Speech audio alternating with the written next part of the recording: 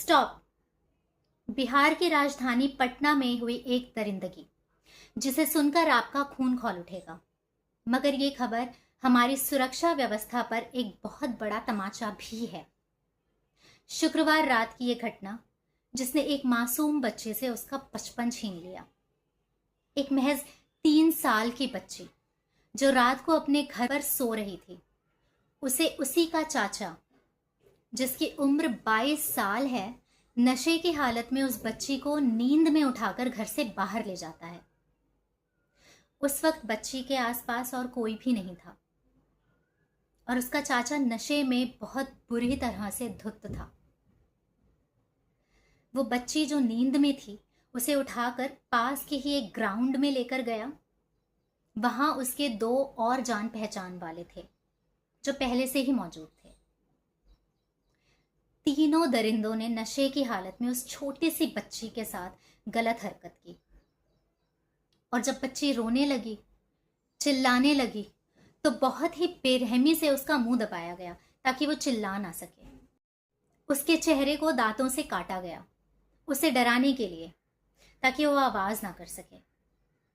और जब बच्ची रोती रही, चिल्लाती रही, तो उसे बेरहमी से पीटा गया, जिससे उसके चेहरे पर और पूरे शरीर पर जख्म हो गए।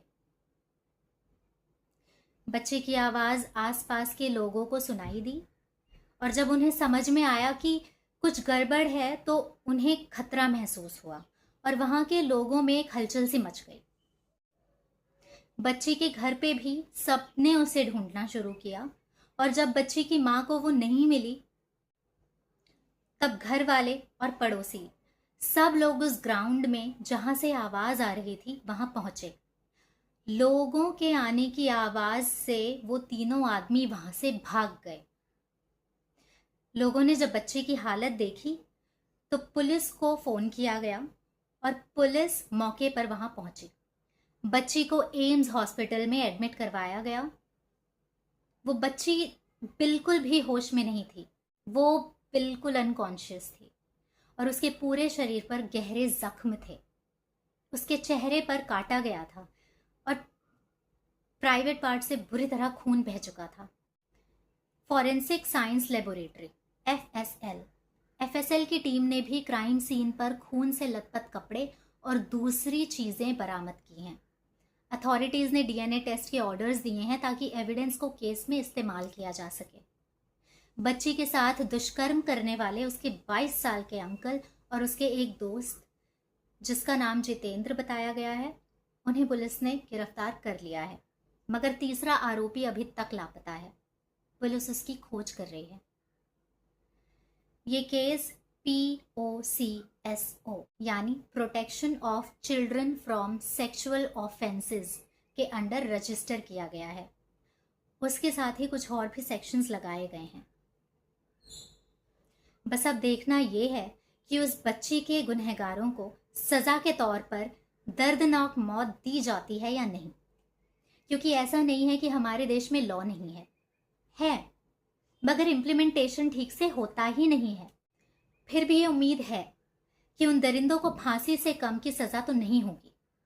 हमारे देश में पिछले कुछ सालों में क्राइम रेट बढ़ते बढ़ते इतना बढ़ गया है कि अब सुबह से शाम तक में रेप केसेस के ही इतने मामले सामने आ जाते हैं जैसे ये कोई बहुत आम सी बात हो। हर घंटे, हर मिनट कोई छोटा बच्चा या छोटी बच्ची सेक्सुअल हैरेसमेंट के शिकार होते हैं। लॉ बनाना एक बात है, पर जब तक इम्प्लीमेंटेशन स्ट्रिक्टली नहीं होगा तब तक ये हैवानियत रुकने वाली नहीं है। जिस दिन लोगों ने कानून को अपने हाथ में लेकर उसी वक्त इंसाफ करना शुरू कर दिया, उस दिन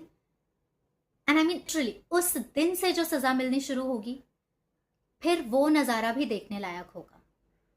आज के वक्त में ये बहुत जरूरी है कि अपने घर के बच्चे, चाहे वो बेटा हो या बेटी, उनको लेकर अपने सगे रिश्तेदारों पर भी विश्वास ना किया जाए।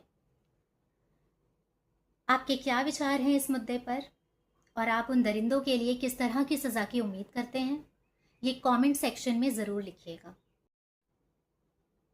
इस वीडियो को और लोगों तक पहुंचाकर उन्हें भी जागरूक जरूर कीजिएगा। चैनल को सब्सक्राइब करके बेल आइकन को प्रेस ज़रूर कीजिएगा ताकि मेरी सारी वीडियोस की नोटिफिकेशंस आपको सबसे पहले मिले।